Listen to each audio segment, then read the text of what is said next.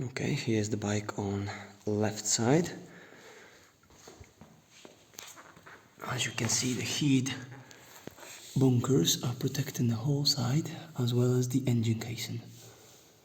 The bike leans on the back footrest here, and here it doesn't touch with anything, while the front rests on the crash bars as well as on bark boosters here. And we're gonna try the other side.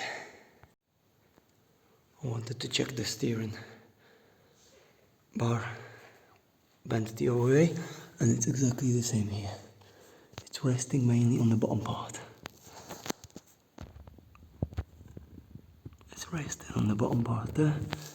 The top protects, but it's not actually touching the ground.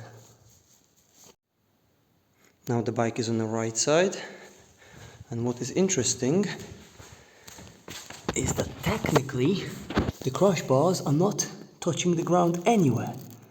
The bike is leaning on the bark boosters, on the brake, and the right foot peg of the driver.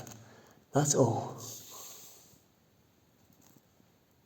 So if you've got bark boosters, technically the right hand side is protected enough, as long as the ground is flat.